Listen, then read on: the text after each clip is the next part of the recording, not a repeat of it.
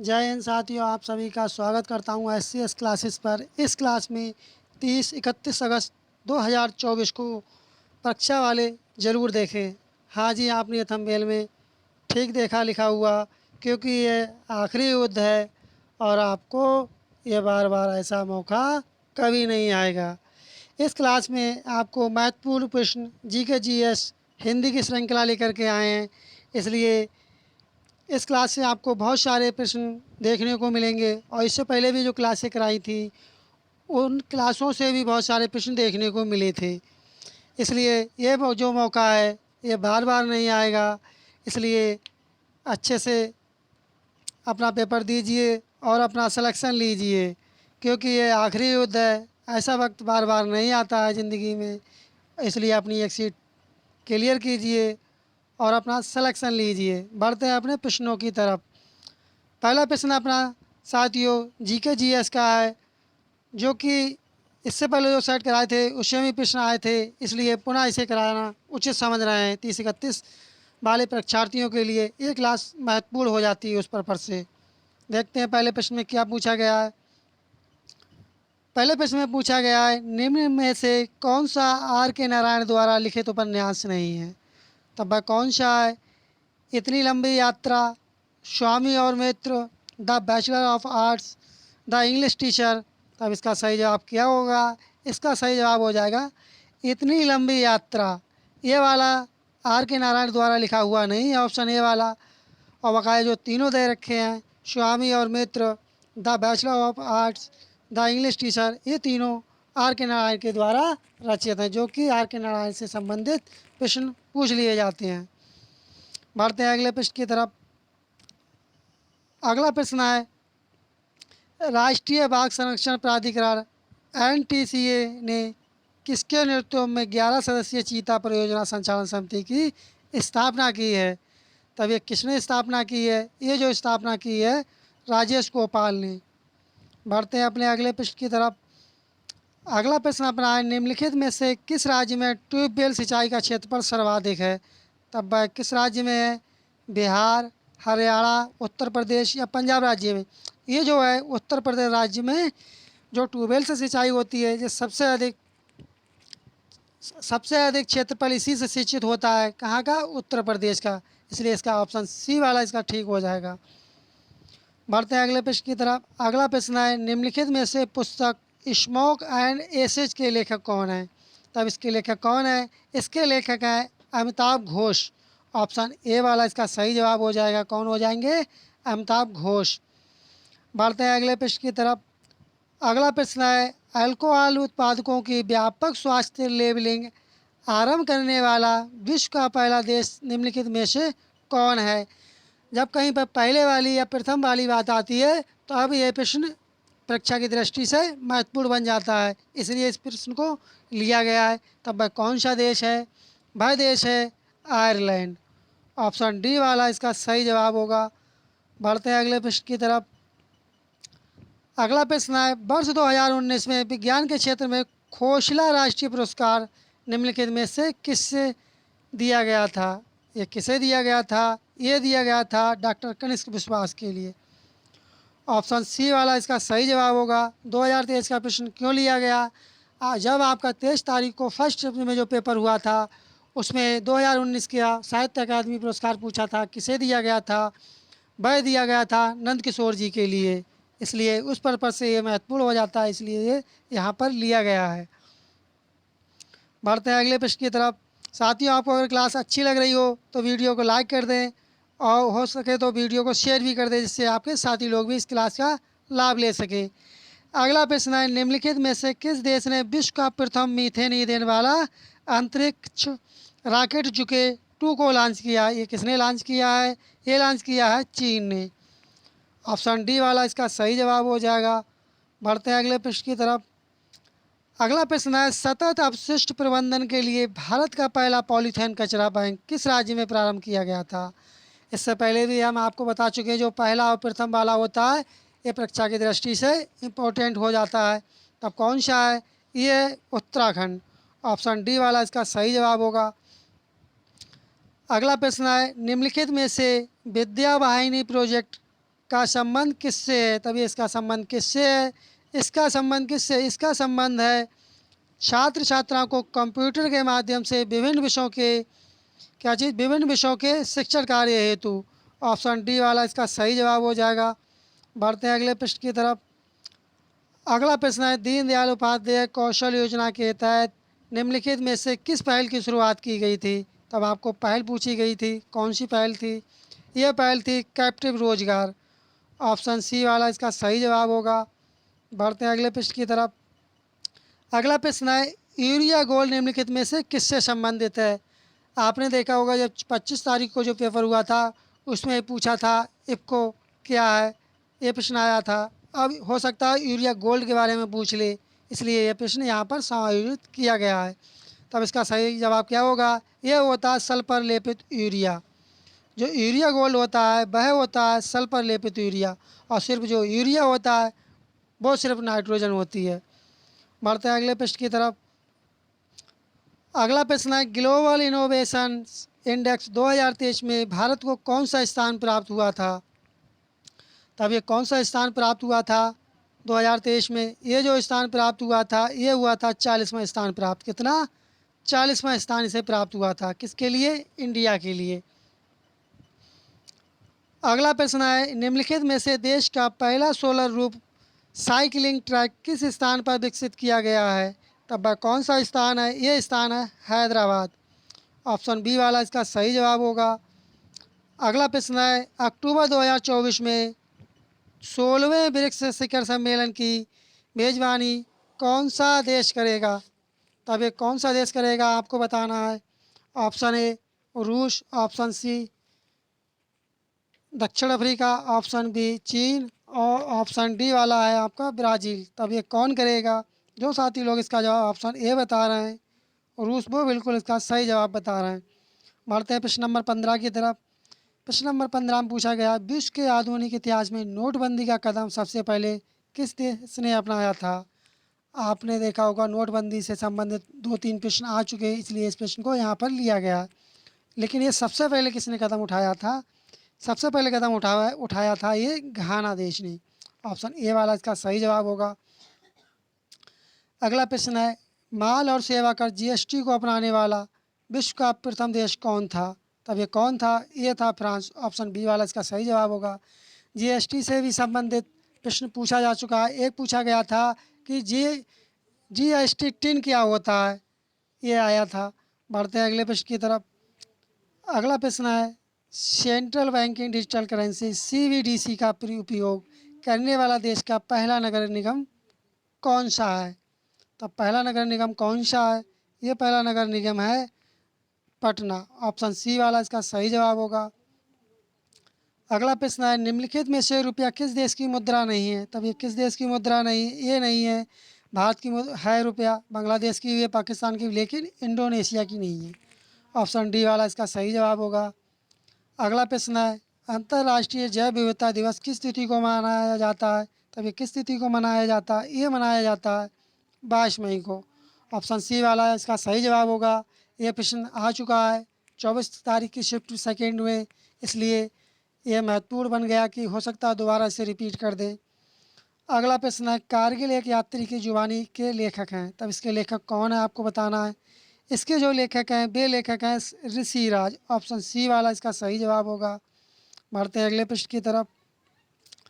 अगला प्रश्न है कि अगला प्रश्न है अर्जुन पुरस्कार विजेता को कितनी राशि पुरस्कार के रूप में दी जाती है? तब इस पुरस्कार के रूप में कितनी राशि दी जाती है? ये राशि दी जाती है 15 लाख रुपए। ऑप्शन बी वाला इसका सही जवाब होगा। बढ़ते हैं अगले प्रश्न की तरफ। अगला प्रश्न है विल्नियस जिसने नाटो शिखर सम्मेलन की मेजबानी की यह देश किस देश में है?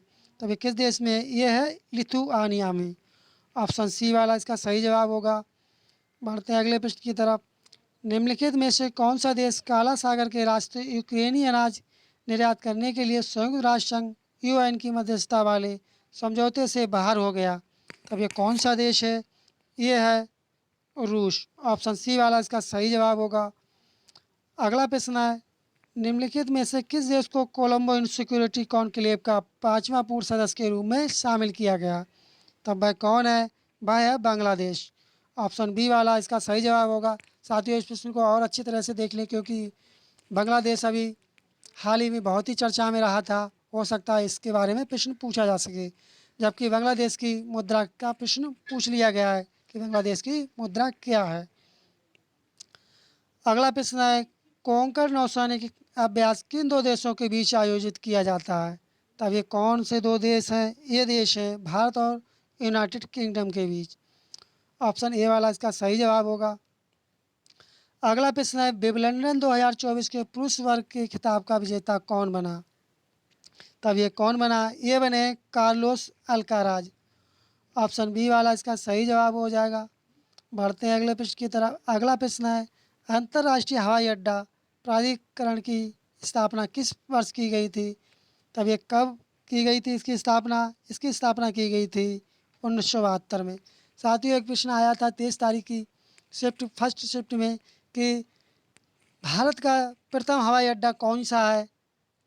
तब उसमें कौन सा था? तो उसमें यह था, जो प्रथम जो भारतीय हवाई अड्डा था वह था कोलकाता। अगर वह पूछता अंतर्राष्ट्रीय हवाई अड्डा कौन सा है, तो वह बॉम्बे था। लेकिन इस प्रश्न में बहुत से छात्रों ने और जिन्होंने एनालिसिस कराया था उन लोगों ने भी इसमें गलती की थी। उन्होंने क्या कर दिया, बॉम्बे लगाया, जबकि बॉम्बे नहीं है।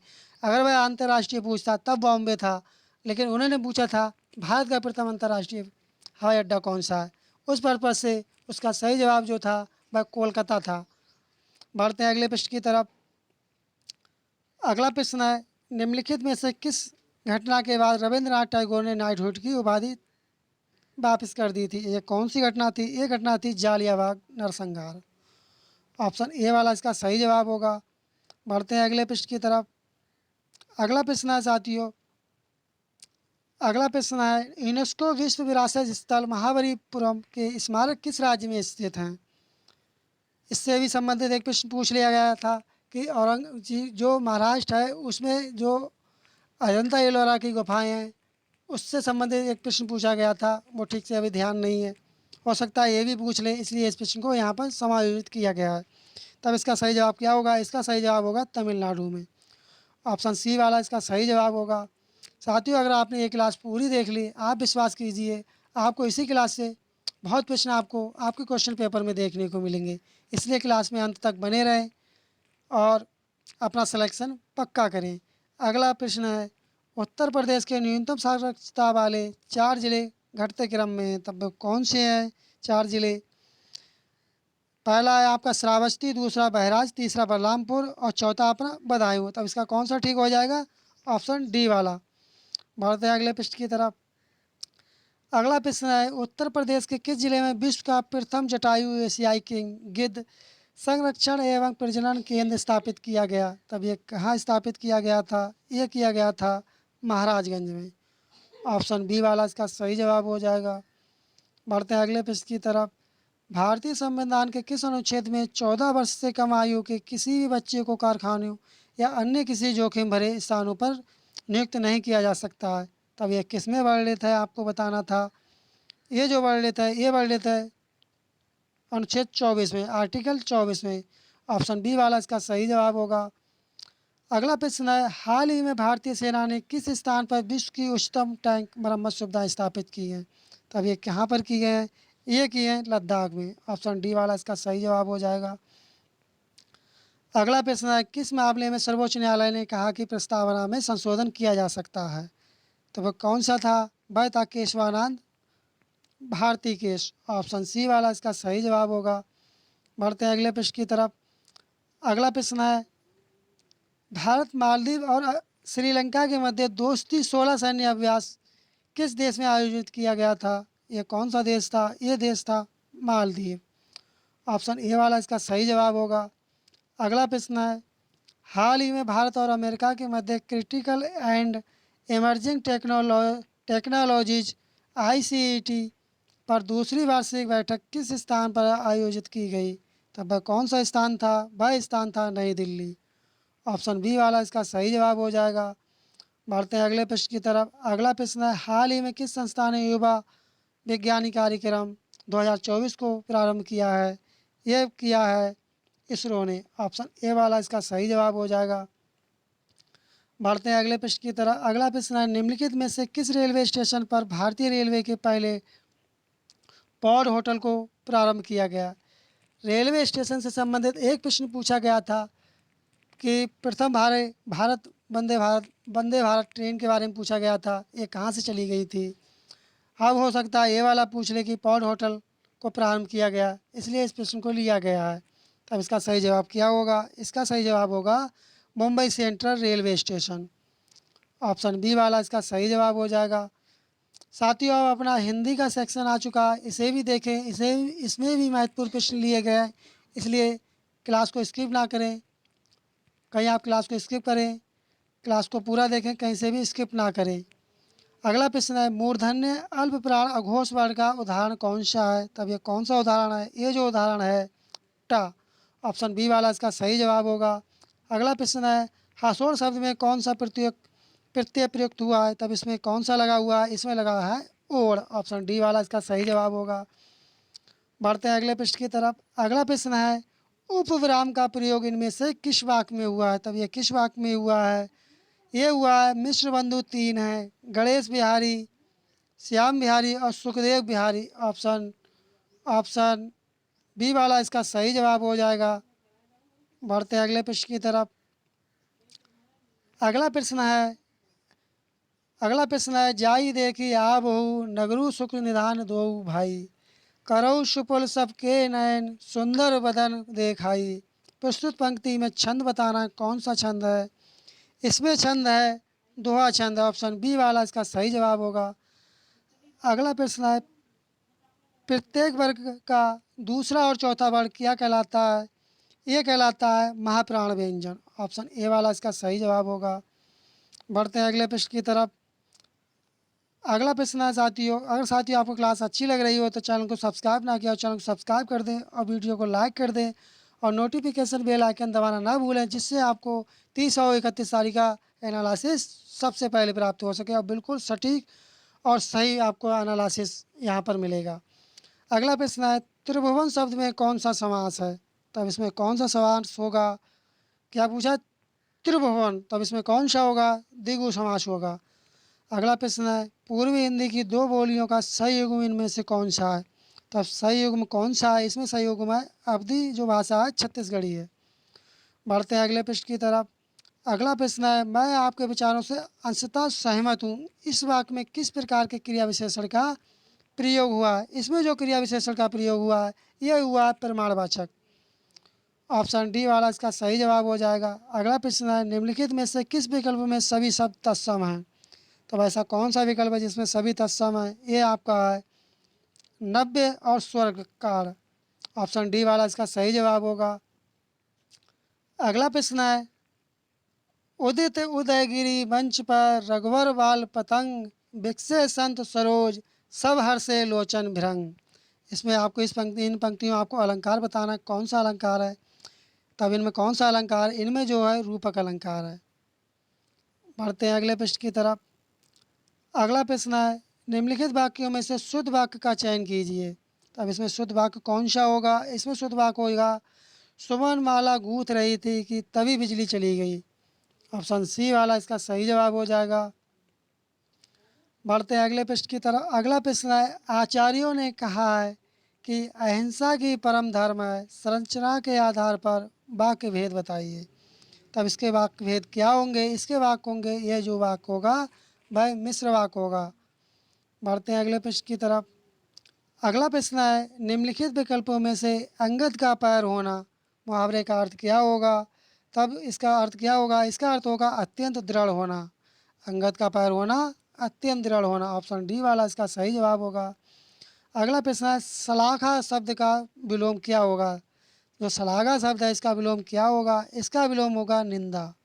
ऑप्शन सी वाला इसका सही जवाब हो जाएगा। अगला प्रश्न है, निम्नलिखित में से मृदुल शब्द का पर्यायवाची शब्द कौन सा नहीं है? तो मृदुल का पर्यायवाची कौन सा शब्द नहीं है? ये नहीं है आपका कूल। ऑप्शन बी वाला इसका सही जवाब होगा। अगला प्रश्न है, भविष्य में होने वाला के लिए एक शब्द क्या होगा? तब इसके लिए एक शब्द होगा भावी। ऑप्शन ए वाला इसका सही जवाब होगा। अगला प्रश्न है, इनमें से कौन सा शब्द ताल शब्द का अर्थ नहीं है? तब कौन से का ताल शब्द का अर्थ नहीं है, वह नहीं है चाबी। क्योंकि ताल कहते हैं आपके जैसे ताल, ताल का वृक्ष, झील, लेकिन आपका चाबी नहीं है। अगला प्रश्न है द्रोण का अर्थ क्या होगा? किसका? द्रोण का अर्थ क्या होगा? द्रोण का अर्थ होगा द्रोणाचार्य और कौआ। ऑप्शन सी वाला इसका सही जवाब होगा। अगला प्रश्न है अमृतलाल नागर को किस कृति के लिए साहित्य अकादमी पुरस्कार प्राप्त हुआ? तब ये किसके लिए हुआ? इनके लिए, इनकी जो कृति थी वह थी अमृत और विष। ऑप्शन ए वाला इसका सही जवाब हो जाएगा। बढ़ते हैं अगले प्रश्न की तरफ। अगला प्रश्न है किस वाच्य में क्रियाएं सदैव एक वचन पुल्लिंग तथा अन्य पुरुष में होती हैं? तब ये किस में होती हैं? ये होती हैं भाववाच्य में। ऑप्शन सी वाला इसका सही जवाब हो जाएगा। अगला प्रश्न है सुनहु राम जेहि शिव धनु तोरा सहस बाहु शमसो रिपु मोरा। पंक्ति में रस बताना कि इसमें कौन सा रस होगा। तब इसमें कौन सा रस होगा? इसमें होगा रौद्र रस। ऑप्शन बी वाला इसका सही जवाब होगा। अगला प्रश्न है ला उपसर्ग के बनने वाले शब्द नहीं हैं। तब वे कौन से शब्द हैं जो बनने वाले नहीं हैं? वे शब्द हैं लाटरी। कौन सा होगा? लाटरी। बढ़ते हैं अगले प्रश्न की तरफ। अगला प्रश्न है प्रश्न नंबर 61 का गवाह किस भाषा का शब्द है? क्या यह जापानी है, अरबी है, पुर्तगाली है, फारसी है? तब गवाह कौन सा शब्द होगा? ये जो शब्द होगा फारसी शब्द होगा गवाह। अगला प्रश्न है थोता चना बाजे घना लोकतिक का अर्थ बताना है। तब इसका अर्थ क्या होगा? इसका अर्थ होगा अल्प बुद्धि वाला व्यक्ति अधिक डींग मारता, अर्थात वह ज़्यादा सेकी मारता। ऑप्शन सी वाला इसका सही जवाब होगा। बढ़ते हैं अगले प्रश्न की तरफ। अगला प्रश्न है परिवार संज्ञा का कौन सा प्रकार है? तब ये कौन सा प्रकार है? ये जो प्रकार किसका होगा? ये प्रकार होगा प्रश्नवाचक सर्वनाम का। सॉरी साथियों, ये नहीं, सॉरी साथियों, दूसरे का बता दिया, माफ़ करें साथियों। तब इसका सही जवाब क्या होगा? परिवार संज्ञा का कौन सा प्रकार है? तब इसका कौन सा प्रकार होगा? इसका जो प्रकार होगा वह होगा समूहवाचक संज्ञा। ऑप्शन सी वाला इसका सही जवाब होगा। अगला प्रश्न है प्रश्न नंबर 64 बे आम के पेड़ हैं इस वाक्य में अधोरेखित शब्द में सर्वनाम का प्रकार लिखिए। तब आपको सर्वनाम का प्रकार बताना। तब कौन सा प्रकार होगा? इसमें होगा निश्चयवाचक सर्वनाम। ऑप्शन ए वाला इसका सही जवाब हो जाएगा। अगला प्रश्न है पुजारी शब्द का स्त्रीलिंग रूप दिए गए विकल्पों में से कौन सा होगा? आपको पुजारी का इस लिंग बताना, कौन सा लिंग होगा स्त्रीलिंग। तब कौन सा लिंग होगा स्त्रीलिंग इसका पुजारी का किया जाए? तब होगा पुजारिन। क्या होगा? पुजारिन। ऑप्शन ए वाला इसका सही जवाब हो जाएगा। अगला प्रश्न है प्रयुक्त शब्दों में से कौन सा शब्द एक वचन नहीं है? तब कौन सा शब्द है जो एक वचन नहीं है? वह नहीं है सी वाला, ऑप्शन सी दर्शन। जिन साथियों ने इसका प्रश्न का जवाब ऑप्शन सी बताया वो बिल्कुल इसका सही जवाब बताया। अगला प्रश्न है संस्कृति का विशेषण कौन सा है? तब संस्कृति का विशेषण कौन सा होगा? संस्कृति का विशेषण होता है सांस्कृतिक होगा या संस्कृत होगा या संस्कृति होगा। तब कौन सा होगा? इसका जो विशेषण होगा वह होगा सांस्कृतिक। ऑप्शन बी वाला इसका सही जवाब होगा। अगला प्रश्न है बांसुरी बज रही थी यह वाक्य किस काल का उदाहरण है? तब यह किस काल का उदाहरण है? ये वाक्य ये है अपूर्ण भूत का। ऑप्शन सी वाला इसका सही जवाब होगा। अगला प्रश्न है लेखक एवं उनकी रचनाओं में से कौन सा युग्म सही नहीं है? तब कौन सा युग्म है जो सही नहीं है? भाई आपका होगा पथ के साथी श्रीधर पाठक। ऑप्शन बी वाला इसका सही जवाब होगा। अगला प्रश्न है निम्नलिखित विकल्पों में से कल्याण मार्ग का पथिक के कृतिकार है। तब इसके कृतिकार कौन है? किसकी लेखक हैं? इसके जो लेखक हैं वो हैं स्वामी श्रद्धानंद जी। साथियों इस क्लास का ये अंतिम प्रश्न था। साथियों अगर आपको क्लास अच्छी लगी हो तो जिन साथियों ने चैनल को सब्सक्राइब ना किया है वो सोती लोग चैनल को सब्सक्राइब कर दें और वीडियो को लाइक नहीं किया हो वीडियो को लाइक कर दें। और आपका किसी भी प्रकार का सजेशन या फीडबैक हो तो कमेंट बॉक्स में अवश्य बताएं। मिलते हैं जल्दी नेक्स्ट क्लास में, तब तक के लिए धन्यवाद। जय हिंद, जय भारत।